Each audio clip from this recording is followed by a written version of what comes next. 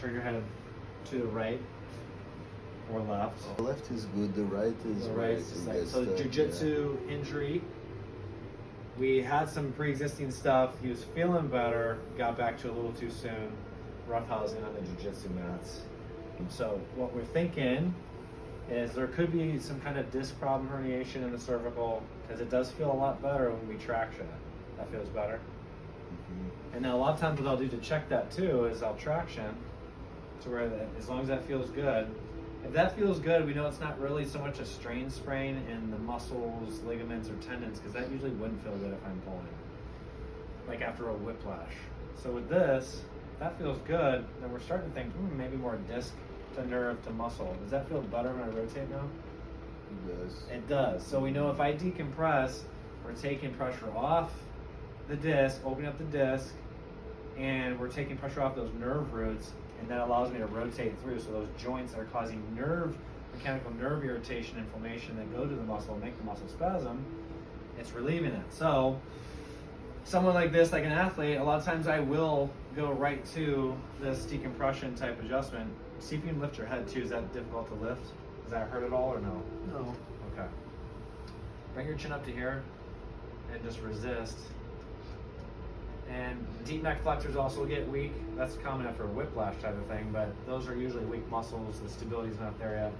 So we'll say that's a 4 out of 5 there. We'll recheck that next after we do this too. So I'm gonna open this up right there, and then we're just gonna do a traction. See how it feels. Good. The towel feels like a good tension.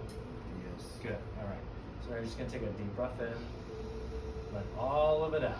When you let it out, visualize all the muscles relaxing. Just keep letting it out. Oh. How far down did you feel that? To the last of my discs.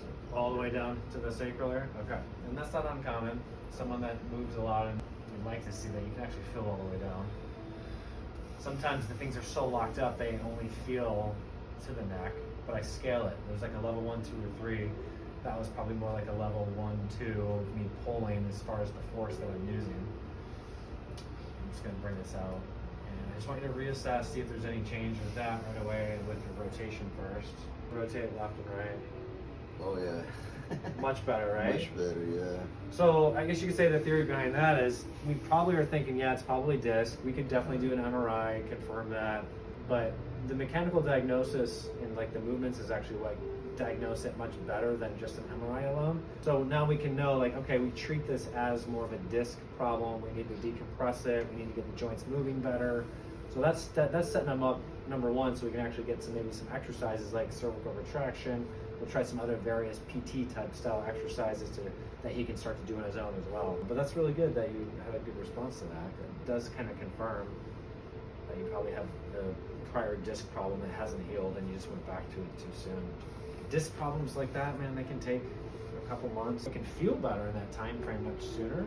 It's like kind of having like a scab. Like you could have a scab so things feel better, but as soon as you go back, it's like picking at a scab and like you re-injure. Does that make sense? So you might not have peeled the whole scab off, but you injured the scab a little bit, so now it's starting to hurt again, you know what I mean? But that feels a lot more loose in there. Now I'm just gonna see if I can get a little bit more focused here. Yeah, so upper cervical stuff here is still fixated. Now you go like this. Does this feel better, same, or worse? Worse, right? How about here? Yes. Worse? Does that radiate at all? No, it doesn't radiate. How about this side? It's okay. And this side? Okay. And we'll look down to the CT junction here. You're stuck there. That's where it's stuck before. Any pain there? A little bit. How about compared to here? No.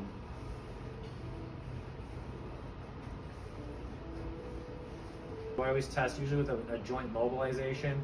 So there's like a manipulation adjustment and there's a mobilization. So if I move a joint and mobilize it, it's a little safer to check, hey, will this joint or these areas that I'm trying to adjust or manipulate respond well to that?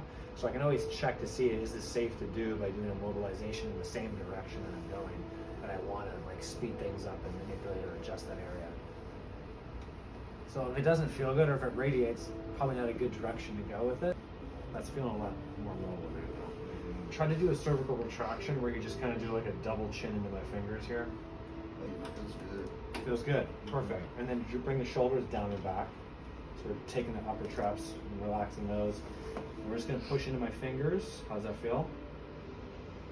So now we're working the motor control stability component, which is really important. A lot of times people just get either some kind of manipulation or adjustment, but they don't stabilize.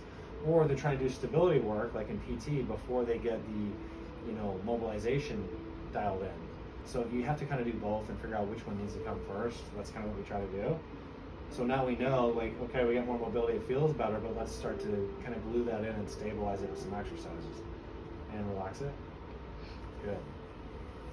And then just test the rotation just from adding a little stability in there now. Is that even better? Yes. Even better. So now we know his exercise is definitely going to be some cervical retractions to try to hold this stabilized and start introducing more mobility and movement drills.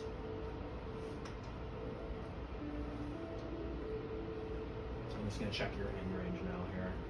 Any pain when I go here? Only in the end. At the end. And then back off, it goes away? Yeah. How about here? No. Okay. And how about here? It's way better now. Better there? Yeah. So probably do a little. There it goes. Perfect. You guys probably didn't hear that. A little audible, a little very gentle adjustment at that C6, C7 area to try to really just open up that end range that he was still having a restriction in. So now let's check it. And we got more motion, less pain.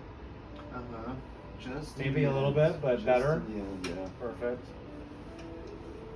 Feels like it's moving better. This one still feels a little. Any pain there? No. That one feels like more C5 right there. Perfect. Okay. Now let's check this one again. Is that even better? Yeah. Way better? Cool. How about here? It's perfect.